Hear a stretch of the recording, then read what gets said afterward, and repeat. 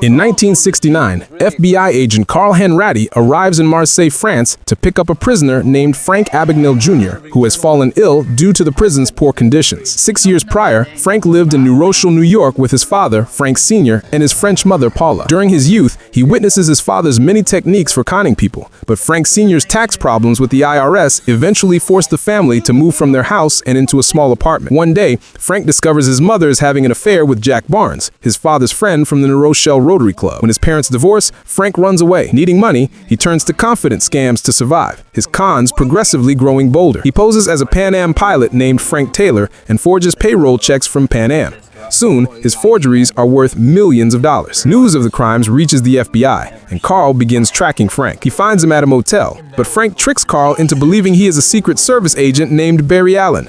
He escapes before Carl realizes he was fooled. Frank then begins to impersonate a doctor. As Dr. Frank Connors, he falls in love with Brenda, a naive young hospital nurse, and asks her attorney father for both her hand in marriage and help with arrangements to take the Louisiana State Bar exam, which Frank passes. Carl tracks Frank to his and Brenda's engagement party, but Frank escapes through a bedroom window, telling Brenda to meet him at Miami International Airport 2 days later. At the airport, Frank spots Brenda, but also plainclothes agents.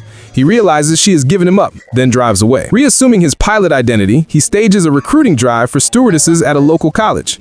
Surrounded by 8 women as stewardesses, he conceals himself from Carl and the other agents at the airport and escapes on a flight to Madrid. In 1967, Carl tracks down Frank in his mother's hometown of Montrichard, France, and convinces him to surrender to the French police. Frank is immediately arrested and taken into French custody, but Carl assures him that he will get him extradited back to the U.S. Picking back up once more in 1969, Carl takes Frank on a flight back to the U.S. As they approach, Carl informs Frank that Frank Sr. has died. Grief-stricken, Frank escapes from the plane and reaches the house of his mother, who now has a daughter with Barnes. Frank surrenders to Carl and is sentenced to 12 years in a maximum security prison. Carl occasionally visits Frank. During one visit, he shows him a fraudulent check from a case on which he is working. Frank immediately deduces that the bank teller was involved in the fraud.